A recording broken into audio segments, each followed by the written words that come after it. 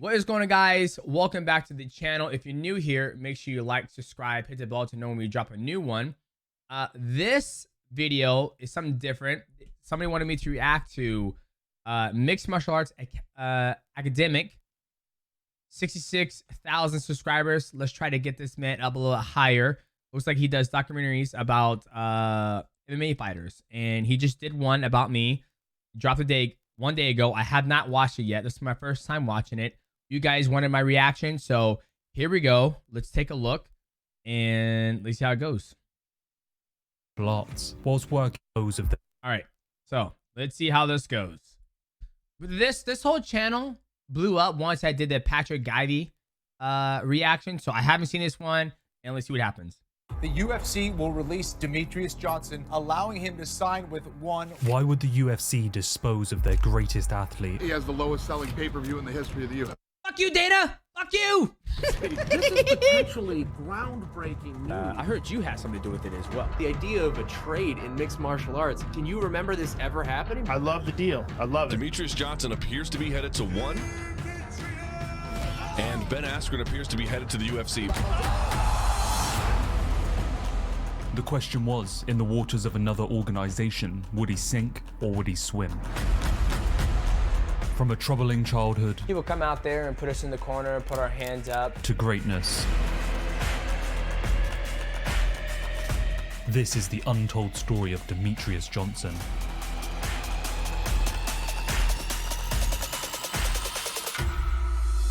Before the trade, there was the most dominant UFC champion in the history of the company. Wait, you know what synthwave is? No.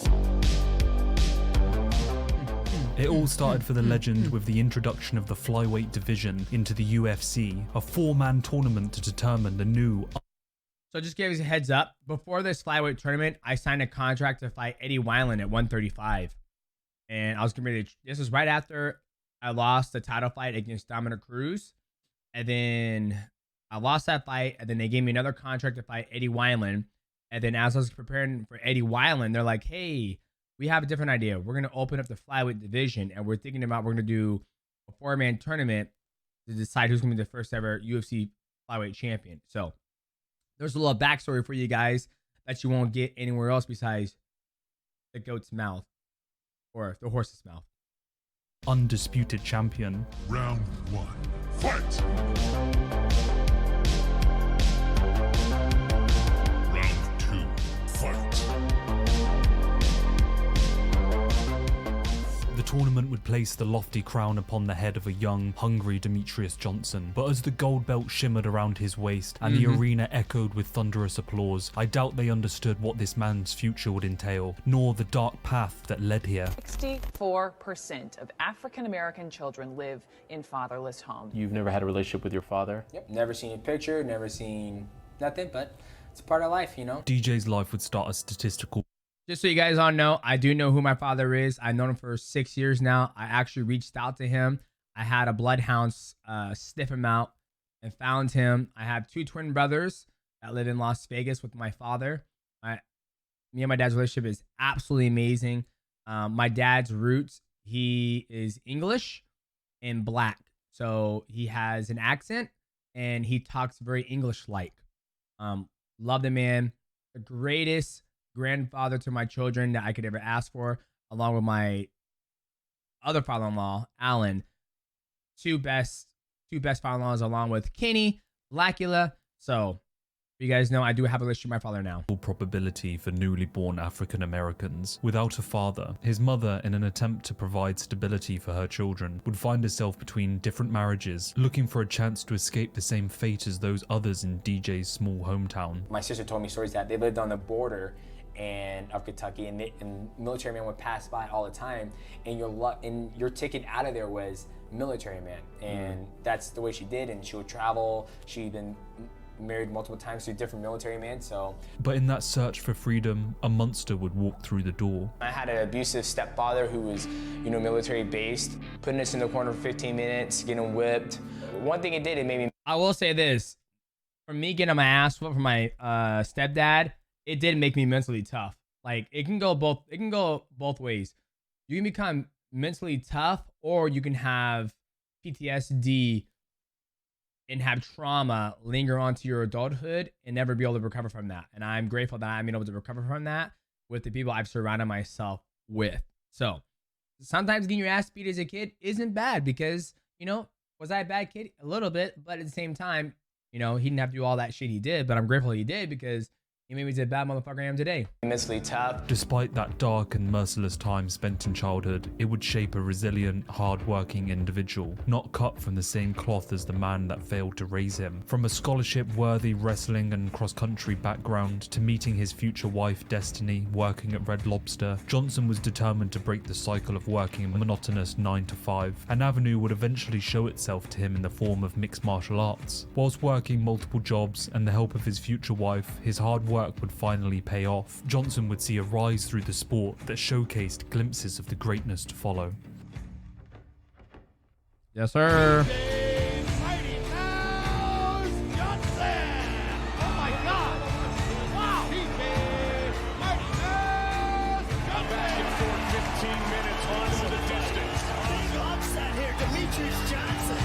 Unanimous decision. Demetrius Mighty Mouse Johnson. With a 10-1 record, DJ, despite all the odds against him, had earned his first shot at UFC gold against the consensus bantamweight. At this time, I was still working full time. Just put that in context. Professional athlete, about to fight for a world title, still working full 9-to-5. GOAT Dominic Cruz. And still. That fucking suplex pisses me off to this day. But can we take a moment to look at my traps? Bantamweight champion of the world. One thing was apparent in the fight, and to be honest his whole career previously, DJ was severely undersized for the division, which in retrospect simply adds to Johnson's legacy. A move up in weight class is often branded as a brave turn in a combat athlete's career, as they attempt to challenge those bigger than them. But for DJ, it was an inherent problem. He was one of the lightest fighters in the lightest division the UFC had, and he wasn't alone in that fact. There were many other fighters undersized and losing not because of talent or skill, but just sheer size. And so it was no surprise when the UFC opened the flyweight division at 125 pounds. Those fighters placed at a disadvantage would migrate down to the new weight class. The UFC crowned its new champion with the aforementioned tournament, and Demetrius may have came out on top, but there were other fighters looking to prove that they were worthy of championship. John gold. Dotson, But he just being fought. worthy doesn't necessarily mean that you are capable. See, Demetrius was destined for greatness, and that belt around his waist wasn't going anywhere.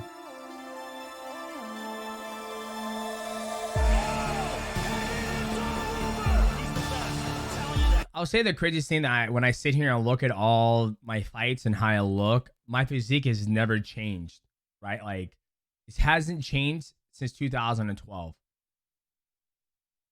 I guess it's a good thing.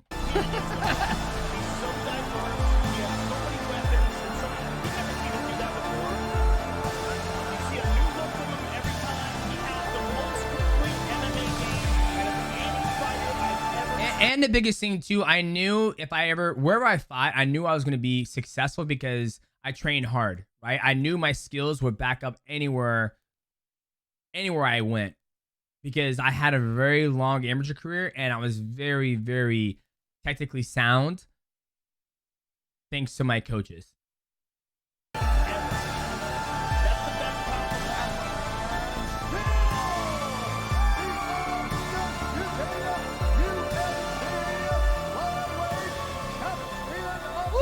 Look at all that fucking gold. 5-round slugfests to last-second submissions, knockouts, and flying arm bars, Johnson carved out of the history books his name, the most dominant champion of all time, a record that still to this day is seemingly going nowhere. For me, when I started watching the sport, he was the reason to tune into an event. Technically brilliant, defensively sound, but perhaps most importantly, seemingly unbeatable. The politics of the sport didn't concern me at the time, and well, to say I was surprised at the events to follow would be an understatement. The trade. In the background of Demetrius Johnson's historic title run, there was something far more sinister. Just so you guys all know, my training schedule would be I'll wake up in the morning, go to the gym, train for about 2 hours, go next door, which is this place right here. There's a upstairs room, and that's where I would stream from between training sessions. And I'll stream for like 3 hours, go next door, do my mixed martial arts training, then go back home shower, eat, kiss my wife goodnight, and go back downstairs and stream. Sinister going on. it's The fucking grinding, details of boys. Johnson's mistreatment were brought to light in an open letter raised by DJ on June 5th, 2017. A 2,000-word breakdown of the mistreatment that Johnson had faced was champion in the organization, from failure to promote their greatest athlete. Sean and Dana have confirmed UFC's lack of desire to put any effort into promoting us. Threatening to shut down the division. A couple of years ago, we were actually talking about getting rid of the division. No pay-per-view points. Deny giving me any future pay-per-view points for all my future flyweight fights. That's all true, boys. To take fights that made no sense. That's all fucking true, mate. Dana told me that I am fighting TJ. For an organization that professes its professional. See, the thing that irritates me, I just got done listening to Ariel Helwani versus Francis Ngannou, and they offered him $8 million to fight John Jones. Could you fucking imagine that? Your boy making $8 million to fight somebody? Boys, we would retire after that fight. $8 million, could you imagine that? So, yes, when I beat Joseph Benavidez at the second time, I think it was UFC on Fox 8, I think I was almost done with my first championship contract. And then when I went off to fight, I believe it was Henry Cejudo, after I beat him, then I got a new contract. So let me put it in retrospect. So when I fought Dominic Cruz, I was under contract. I think I was fighting for, it was 14 and 14. Okay, I lost Dominic Cruz, so I made 14K. Then I was about to fight Eddie Wineland, and that didn't go through. So I fought Ian McCall in Australia. I was on that same contract. And then I got a new contract when I fought Ian McCall the second time. I think I got bumped up to 20 and 20. So I beat Ian McCall, and then I fought Joseph Benavidez. And then I was still on that 20 and 20. So when I fought John Dodson, I made 23 and 23. And then when I fought John Moraga, I think it was 23-23. Then I went like 26 and 26. And then when I fought Joseph Benavidez, I think it was like 30 and 30. And then I finally got a new contract as a champion, and I think it was 125 and 50, but I couldn't get pay-per-view points. And that's where a champion makes most of their bang for the buck, is the pay-per-view points. Because if you get on a card with Conor McGregor and he does 2.1 million buys, then you just do the fucking math. You're going to make a shitload of money. I never got the opportunity to do that. So when they try to stiff arm me to fight TJ Dillashaw, I was like, yeah, pay me fucking $1 million and I'll do it. This is a super fight. Let's make some super money. They were never wanted to do that. So that's why I came out with that basically pushing back. Like, when does a champion have leverage? When does a champion be able to get what's due to him? Right? I'm going on my 7th to 8th consecutive title defense. You got fucking CM Punk over here who's making 500 bones and it's his second fight in the UFC. That's where that chip on my shoulder came from. Let's continue. Professionalism and intent on legitimizing the sport, why were they so ready to scorch the division to a smoldering pile of ashes? Well, business often lacks moral choices, and the UFC puts money well before the sport itself. Demetrius Johnson's time at the UFC was coming to an end, and despite the call from DJ to have an honest conversation about the mistreatment of his career, the UFC never got back to him. A year goes by, DJ loses the belt in a controversial split decision to Cejudo, and well, what happens next was unprecedented. Ben Askren to be traded to the UFC in exchange for Demetrius Johnson. Demetrius Johnson just left the UFC and went over to ONE FC. People are like, I feel bad for DJ, but let's be clear right off the top. You're really happy about this, correct? Yeah, I'm extremely happy. He's going to be fighting in an organization where he can knee a grounded opponent. I think to be considered one of the, the best to ever do it or best in this sport is you got to compete all around the world. I still truly believe that. And when I mean that you got to compete all around the world, I think you got to compete with different organizations because you're getting two different talent pool, right? So, you look at Rampage, you look at Vanderlei Silva, you look at Mirko Kokop. Obviously John Jones hasn't had the opportunity to fight over in Asia or for a different organization because he makes a shitload of money. But I still think that's one of my biggest things. You look at Gegard Mousasi, who's one of my all-time greats. He's fought all over the world. He's fighting Dream, Bellator, UFC. Granted, he never became a world champion in the UFC, but I still hold him up there very, very high.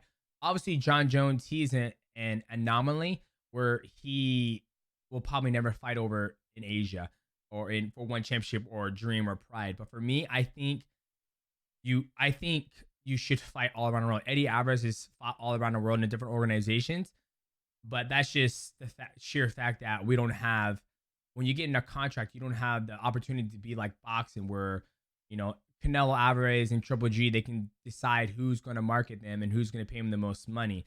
If they had, that's called the Muhammad Ali Act. And what that is where when I am a I am a contractor. So one championship or UFC, whoever I'm fighting under, has a contract with me where I cannot go anywhere else to fight. The Muhammad Ali Act protects me where it's like, no, Demetrious Johnson versus Adriano Moraes 3 is going, me and Adriano are going to fight. Which organization is going to pay us the most money to fight? Is it going to be PFL? Is it going to be UFC? Is it going to be one championship? Is it going to be Ryzen? Me and Adriano together get to go out and shop these different organizations. UFC, I'm like, we'll pay $500K. PFL, my goes, we'll pay $200K. One championship, like, we'll pay you both $5 million and we'll give you pay-per-view points. Right? That's what the Muhammad Ali Act does for you. But since we don't have that in place for mixed martial arts, it keeps us athletes locked under one umbrella and not be able to go out and explore and be able to compete in all these different organizations. Although the future of the flyweight division is now imperiled. One championship is truly the home of martial arts. It's not just mixed martial arts. They have kickboxing, Muay Thai. He loves the idea of starting new in a new organization. DJ. Absolutely, because at the time where I was in a UFC career, I beat every single person that's on the roster. I mean, by the time I moved on to the UFC, I mean, when I moved out of the UFC, Joseph Benavidez got 2 title shots against Davison Figueiredo. Just put that in perspective. And Joseph Benavidez is retired now. Jay was finally free, and he was headed to Singapore.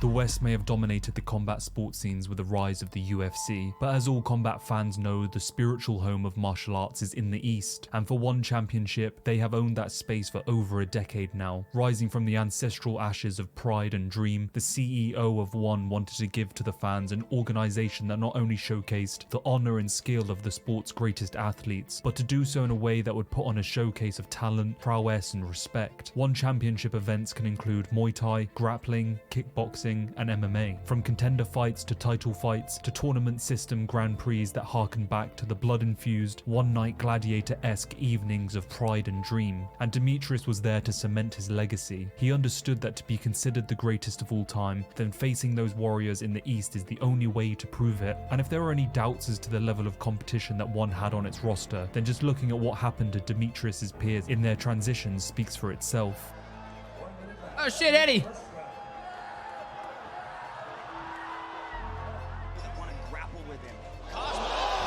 I still believe Sage Northcutt shouldn't have fought that fight. He went up way too big of a weight class. But losing wasn't exactly something that worried DJ at this point. Wins and losses happen in mixed martial arts, but at the end of the day, you know, I hope you can be focused on taking care of what matters most, which is your family. Despite those peers who had stumbled before him, Demetrious was not deterred, and that new beginning looming on the not-so-distant horizon brought with it an interesting and dramatic road to the ultimate goal of one flyweight world champion, a 3-stage Grand Prix with 8 men. And all my career, I've always wanted to be part of a World Grand Prix. Growing up, watching Pride and Dream and seeing that, you know, 16-man, 8-man, Critical Countdown, Grand Prix was always one of the biggest things I've always wanted to do in my career. So for the opportunity for me to do this was like straight mint. And at the time, I knew none of these athletes. I had no idea who any of these guys were. Never watched them. Never even heard of them. I mean, I've heard of Reese McLaren because he fought Bibiano Fernandez. But other than that, never heard of any of these guys.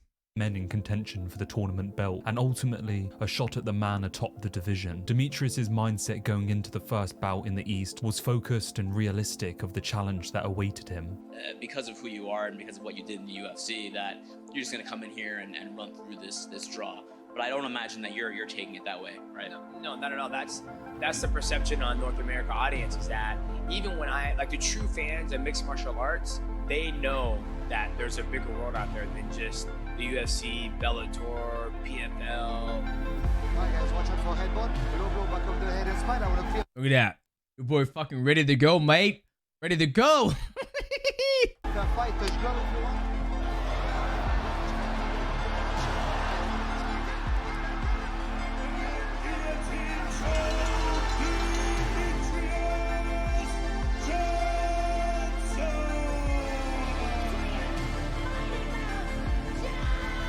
This fight, I was on antibiotics when I fought Tatsumi Wada. This was probably the only fight in one championship that I didn't really like because I was just not 100%. Fighting in Manila on antibiotics, no bueno. I was shredded though. My abs, whew.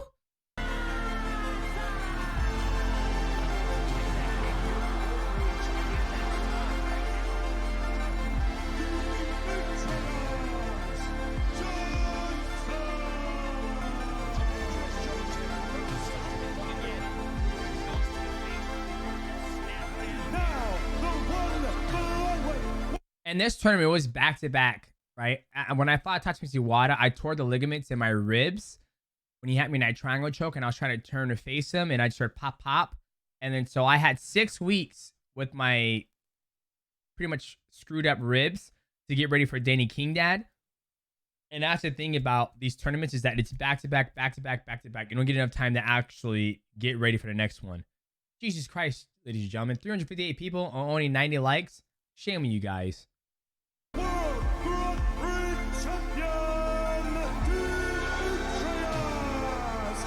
Ooh, that belt. To this day, that's probably still my favorite belt. A long and arduous 2019 culminated in the ultimate prize of a new belt and a shot at the one flyweight champion. DJ would join those peers before him who had pioneered the sport, collecting tournament and Grand Prix belts in Asia those long decades ago. The likes of Dan Henderson, Fedor Yes, sir. Fucking great guy right there. You hear what he said? All the greats. Dan Henderson, Fedor Emelianenko, Bibiano Fernandez, Diego Musashi, Vanderlei It's Silva. a prestigious moment for any combat sports athlete that is often so lacking in the West. I just like Grand Prix belts. I mean, it's just big and meaty and it's heavy and, you know. So for me, I almost want to call myself the belt collector, but. That belt was in my closet. One championship had not given DJ an easy ride to the title, but over the course of a grueling and demanding year, he had earned his shot at the current flyweight champion, Look Adriano how fucking Moraes. big he is, mate. Look how big he is.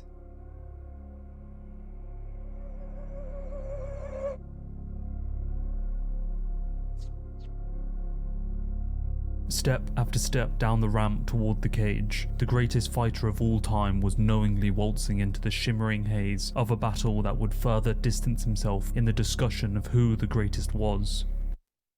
I think the whole world has established that, my friend. Life is transient, but legacy is forever. Oh, fuck. Both know the rules, fight fair, fight clean. Temper if you want.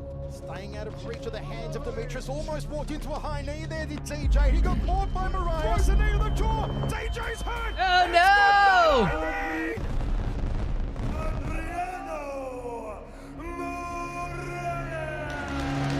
And I'm so happy because Demetrius Johnson came to a championship, you know, like, and opened this door for me again, one more door.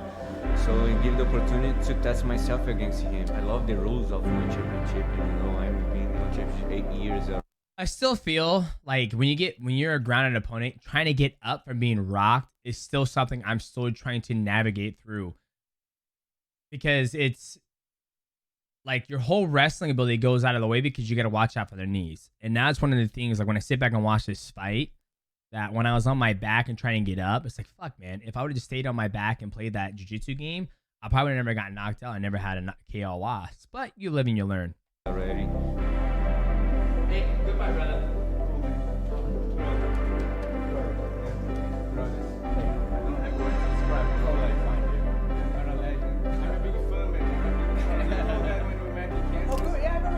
And for me, it's always, this is business, boys. I fight to make my money. I don't care if you win, you lose, da-da-da-da. As long as I'm getting paid and having a good time doing it, I don't care if I win or lose. I am past the point when I was back in 2012 where, you know, you're grinding. I'm still grinding. I'm just trying to get you guys my insights and my thoughts of why, even after a knockout loss, I'm always going to be humble when I win or lose and congratulate the other gentleman, because I hope for the first time he beat me, I hope he made a lot of money. I hope a lot of people got eyeballs on him. I hope his whole career changed, right? For me, that's what it's always about. At the end of the day, when I'm done and retired from the sport, I want to make sure I'm sitting back and I'm, you know, sipping on mimosa like, oh, look at all them zeros next to my check. That's my goal. I want to make as much money as possible and put on great fights for you guys. Whether it's me going out on my shield or me putting motherfuckers on their shield. That is my ultimate goal now, is making as much money as possible. And that's it.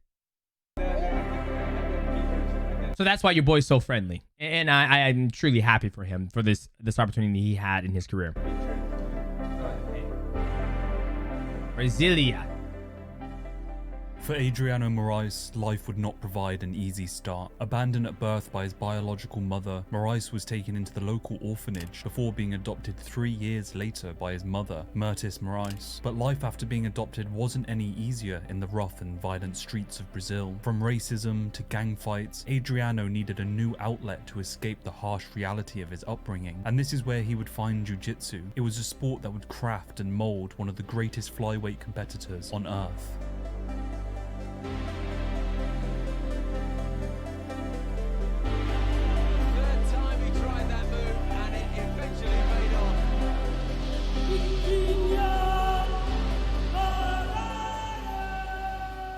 An avenue to escape a brutal childhood led Adriano not only to championship glory with one, but an 18-3 record and a dance with greatness. And in a beautiful display of warfare, Moraes would become the first fighter to finish the greatest MMA practitioner to have ever graced the canvas, and extending to 19 wins in his career. It's an inspiring story of not only resilience in the face of hardship, but also defiance to not fall victim to the same violent path Brazil so often extends to its lost youths. I don't think that's him, by the way. Back in the US, I think it was just some black boys out in Brazil. Demetrius, with time to reflect on the previous year, would be facing a shift in mentality. And the shift in mentality that happened for me is my sister just died. She just died, I believe. Before my Danny King Dad fight or before the Adriano fight, I can't remember, but she died. And seeing her pass away so violently, I guess you can say, changed my perspective 360, literally 360, and not 360. I mean, just turn around, go straight, 180, and my mindset of fighting changed completely. Driven by more than just the loss of his fight. After the first fight I had with him, I went through 2020 was a huge shift in my life, you know, that affected me. When I lost that first fight to him, I wasn't mad about losing. I was mad about I put so much pressure on myself about being perfect. This is where it kind of stemmed from. So I was getting ready for a fight. My sister, she died. There you go. And then seeing her pass, and then seeing basically the end game of life, right? Like being there and seeing her just like, she's there, and then seeing her go through the trauma, and then her being gone, and then seeing the traumatic, how it affected my mom. Like I called Matt, I was like, hey, I'm not gonna be in training today. I gotta go bury my sister, right? And I took a step back and I was like, man, I'm always training for a fight. Everybody's so worried about winning and losing. Why? Because you're gonna die someday. You're gonna die someday. Faced with not only the first. That's the truth, boys. Every time. Imagine, since 2006, I've been training for a fight. Every single fucking year. 3 fights, 2 fights, get surgery on my shoulder, getting surgery on my right hand. I broke my rib, I broke my leg, always getting ready for fights. And then right when my sister died, I had to call and say, hey, I'm not going to make it a training day because I go bury my sister. I'm always getting ready for fights. So now I'm like, fuck it. Like, why are we fighting? Well, what's the point of me fighting? It's to make money to pay these bills, right?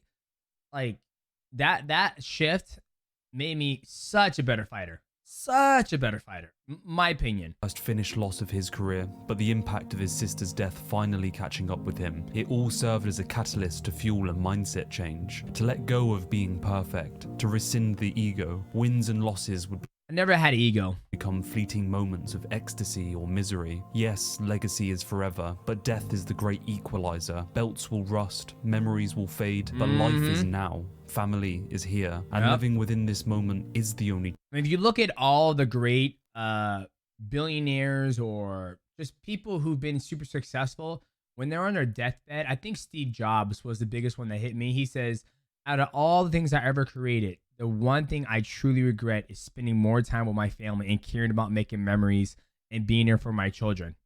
Right? That stuck with me to this day. Like everything I do right? Fighting, streaming, creating content. I do it for the better to make a better life for my children, right?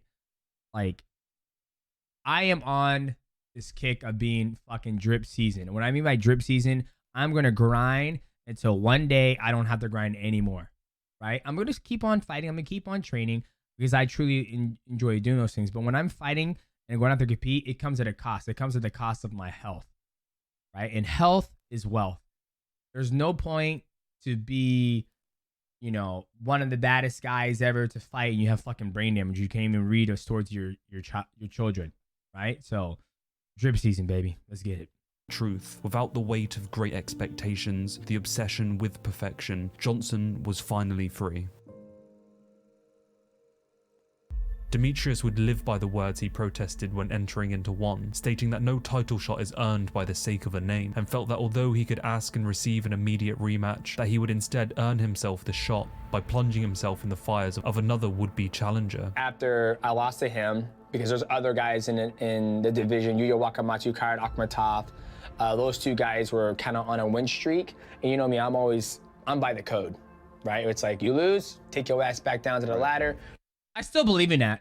I still believe in that. You should work your way back up the ladder, and it's good for your career. You know, you never want to go 2 and out in your career for a world title fight, right? And what's the worst that can happen? You go down and back in the ladder and you lose your next one. So if you still want a title shot, just keep working your way back up there. I mean, Kairat Akhmatov's on a 5-fight win streak. Obviously, Adriano's the next opponent, and I think it's just because they want to capitalize on this big opportunity to fight him again. And we did such great numbers the first time we fought that if you risk it, if I was to fight Kairat Akhmatov, because I could lose that fight against Kairat Akhmatov, but Kairat Akhmatov's on a 5-fight win streak, and I see that, and I respect that. Work your way back up, give the other guys opportunities to get a chance to fight for the belt. Well, that's what he thought. One championship, however, had other plans. One that would bring a fresh new take to the combat sports world. A hybrid fight with one of the most flashy, devastating and technical Muay Thai fighters of all time. The current one flyweight Muay Thai world champion. A man who had accumulated 250 wins in the game by the age of 21. The man is a wrecking ball in the cage. And a guaranteed showman. His name? Rodtang. But this wasn't any ordinary fight. Rounds 1 and 3 would be Muay Thai, 2 and 4 MMA. The question was, would DJ be able to survive the onslaught of the first round? That infamous barrage of violence that was well known to spew out of Rodtang? Or would he survive to the second round and show what it means to mix all martial arts? Well, there was only one way to find out.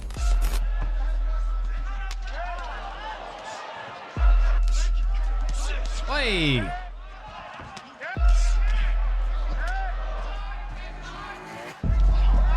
It's okay, boys. All those shots, we're hanging in there.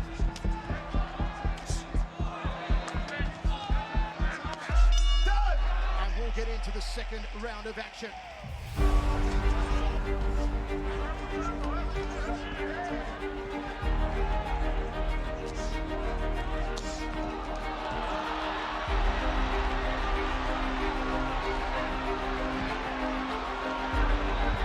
I'll always say this, mixed martial arts is the pinnacle of all combat sports.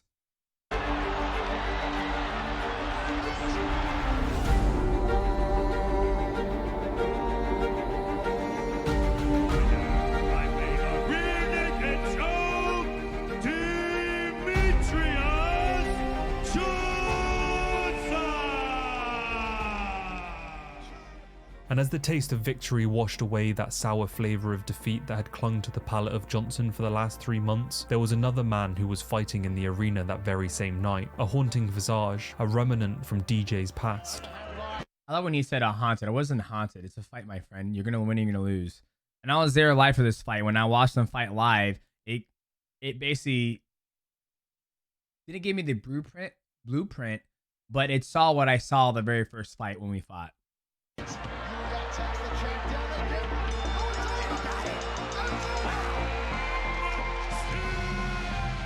Two men were showered in victory that night, both walking the streets of Singapore with another win notched into their deepening legacy. And so there was only one natural progression from this point, the rematch. A chance for these two men to determine who the best was. A chance of redemption for DJ. And for Moraes, a moment to show that greatness is not determined overnight, but through patience, hard work, and grit.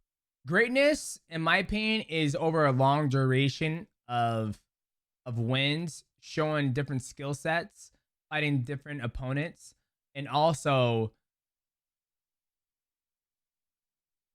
fighting different weight classes, challenging for another belt in a different weight class. That's where I feel greatness comes from, in my opinion, is the long duration of being great, right? Because when I think about other athletes, you know, like Khabib Nurmagomedov, Kamaru Usman, you know, John Jones, some of those guys, they win and then they lost. Or if you look at Kamaru Usman, I think he was on the way to greatness. But I think the biggest thing that was lacking from his skill set that I wanted to see was his wrestling and jiu-jitsu and grappling. You're starting to see his hands be better, but he almost got in a stagnant way where he would just grind opponents out instead of knocking them out. Then he got to the point where he was knocking guys out, but then he almost fell in love with knocking people out instead of using his wrestling to further his game to like take the guy down, posture up, pass guard, get to side control, mount him, look for a rain down fire, look for an armbar. The guy turtles, take his back, sink his hooks in and look for the choke. You know, when I look at Khabib was complete package. I just wanted to see Khabib fight more. But I think for Khabib, he didn't need to fight because he made so much fucking money, right? And, you know, the passing of his father made him stop, you know. John Jones, I've seen him do it all. He's knocked people out. Has John Jones knocked anybody out before? Yeah, he knocked out Daniel Cormier. He submitted people. You know, that's why I always give John Jones my pat around best fighter in the world because he's done everything. It was a night to show that determination to stay in the game despite losses is what separates champions from contenders. What was on the line could not be overstated for these two men, and the East would play host to a rematch for the ages. Tomorrow night, you have the opportunity to not only avenge your loss, but take his title. Tomorrow, I get an opportunity to exact revenge, and it's a storyline in my arc for redemption. So tomorrow, coming on with a brand new belt and let's go! It is not the critic who counts, not the man who points out how the strong man stumbles, or where the doer of deeds could have done them better. The credit belongs to the man who is actually in the arena, whose face is marred by dust and sweat and blood, who strives. And this was the first time after COVID that they had a live crowd in Singapore. Because when I fought Rodtang, was I in Singapore? I think I was in Singapore.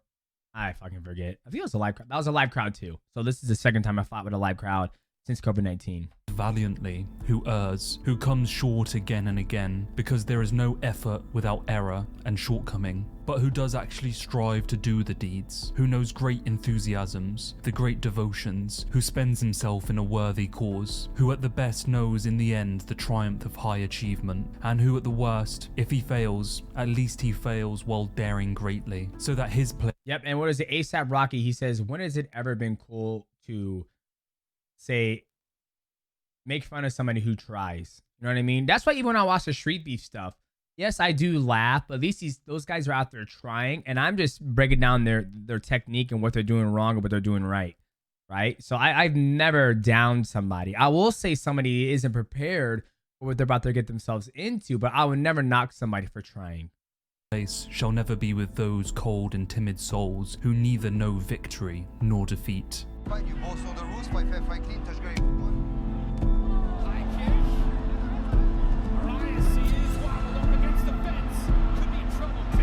Right there, my equilibrium was gone, and when he hit me with that, I go, "Oh shit, good for you."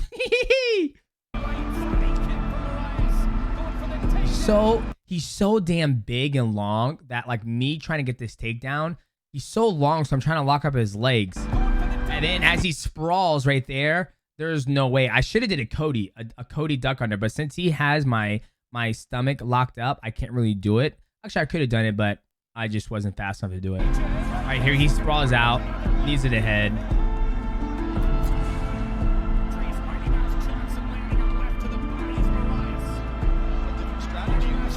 I wonder if this is a different strategy in this round. Hey! Oh! But the biggest thing that I love about like when I fight, as like when I think about like me overall, is that yes, like I understand how my style fights and how it affects people, And I think that's the dangerous thing about me when I fight now, is that I understand what is my skill set and what are my strengths, and I know how to use it now. Whereas before all my other fights, I didn't know until I did know, but I wouldn't accept it. Now I know what they are, and I accept them. Just like Aljamain Sterling, his greatest asset is that he is a motherfucker when he gets on your back and locks up that body triangle. Now that he's accepted that he's a backpack and he's not going to be this flashy stand-up artist and da-da-da-da, that's what makes him dangerous. So when he fought Peter Yan a third time or second time, I can't tell, and he just jumped on his back, yeah, it's very boring, but he came home as a world champion. That's where I feel like I've entered in this stage in my career, is that I know what I'm really good at, and I've accepted that, and I'm using it, and I'm running with it.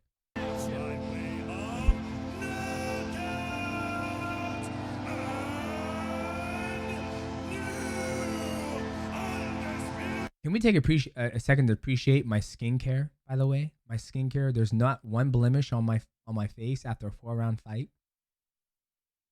Skincare. Take care of your skin.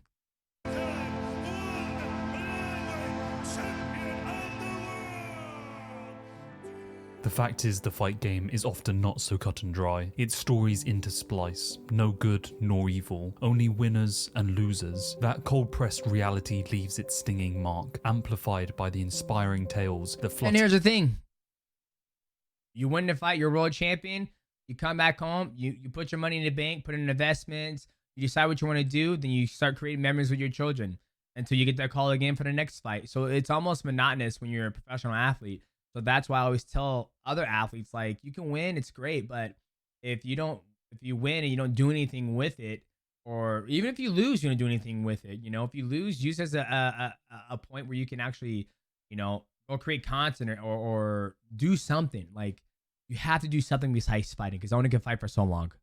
In and out of mind, of racism, of abuse, death, life and dreams. And as the coarse canvas of the ring's floor plays host to two men, each with a tale of struggle, pain, suffering and hope, we try to dissect the dichotomy at play, the wicked game of glory and defeat. And whether they are fighting for family, money or fame, it doesn't matter when the ring chimes, it's a call to destiny. In those moments of battle, the subtle nuances of each feint, twitch and movement of the opponent grip the heightened senses of each fighter, both waiting for the opportune moment to unleash a strike to end the conflict. Whether it's an orphan rising from nothing, intent on claiming back the belt that offered him and his newfound family freedom from suffering, or the greatest combat athlete in the sport who aims to eliminate That's Henry Cejudo, the greatest combat athlete of the sport. That's Henry Cejudo. any would-be claimants to his throne, the fight game will remain its ruthless and beautiful, unforgiving self, and deliver onto us one winner and one loser. So what does fate have in store for these two men? We can't be certain, but US soil will host an historic event, a consequential rubber match, and the American arrival of one championship in Denver. Their ring will welcome those competitors whose face is marred by dust, blood and sweat, those practitioners who aim to strive valiantly.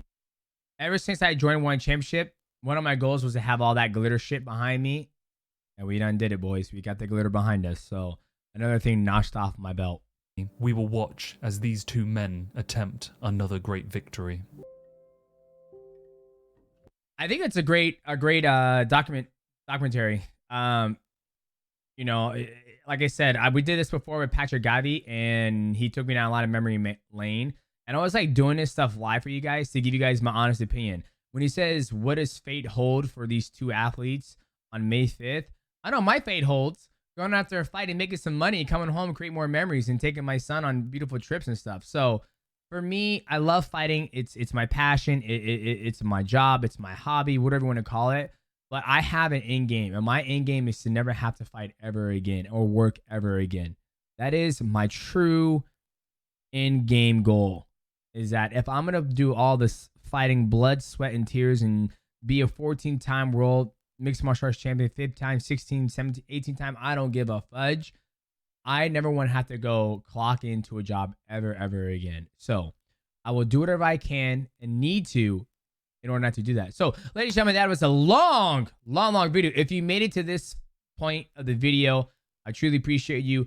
Go give this man a follow, subscribe, join his channel, donate, whatever you got to do. Mixed Martial Arts Academic. Give this man a follow. Absolutely amazing documentary about your boy. And yeah, truly appreciate it. And thank you guys for bringing this to my attention because I would never seen it if it wasn't for you guys. So peace. One love, boys.